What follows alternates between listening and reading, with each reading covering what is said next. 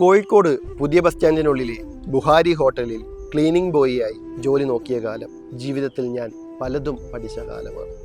ഒരു 15-കാരൻ്റെ മുമ്പിൽ ആ നഗരം കടലുപോലെ പരന്നുകിടന്നു. തുണിയുരിഞ്ഞാടുന്ന നഗരഭ്രാന്തുകൾ കണ്ട് ഞാൻ ഭയന്നു. മേശ വൃത്തിയാക്കുമ്പോൾ ഒരിക്കൽ വേസ്റ്റ് പാത്രത്തിൽ നിന്ന് ഒരു ഇറച്ചിത്തുണ്ട് ഇളമഞ്ഞ സാരിയിലേക്ക് വീണു. മാപ്പ് എന്ന വാക്ക് ഉച്ചരിക്കും മുമ്പ് എൻ്റെ കവിളത്ത് അടി വീണു. അടിച്ച കൈകളിൽ സ്വർണവളകൾ കിലുങ്ങി.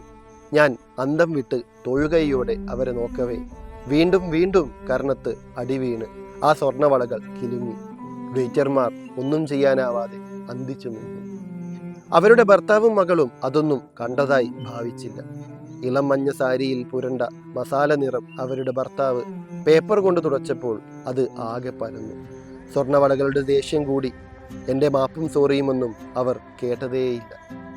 നല്ല ഊക്കിൽ ഇരു കവിളത്തും വന്നു വീണ അടികളൊക്കെ ഞാൻ നിന്നുകൊണ്ടു. കണ്ണ് നീറി, കവിള് നീറി, ചെവികൾ നീറി, പ്രാണവായുവിന് പോലും നീറ്റലായിരുന്നു. എന്നിട്ടും ഞാൻ കരഞ്ഞില്ല. ഞാൻ കരയണമെന്ന് അവർക്ക് വാശിയുണ്ടായിരുന്നിരിക്കണം. എൻ്റെ കവിളല്ലുകളിൽ തട്ടി അവരുടെ സ്വർണവളകൾ ഞെളുങ്ങി. അപ്പോൾ അടിയുടെ ഊക്കു കൂടി. കണ്ണുകൾ ഇറുക്കിയടച്ച് ഞാൻ നിന്നു. ഉള്ളിൽ ഉമ്മാൻ്റെ മുഖം തെളിഞ്ഞു.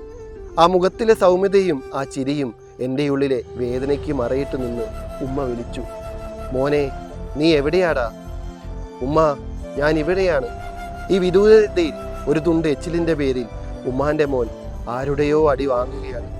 അറിയാതെ പറ്റിയ തെറ്റിന് പോലും മാപ്പില്ലാത്ത ഈ നഗരഭ്രാന്തുകളിൽ ഉമ്മാൻ്റെ മോൻ തനിച്ചാണ്.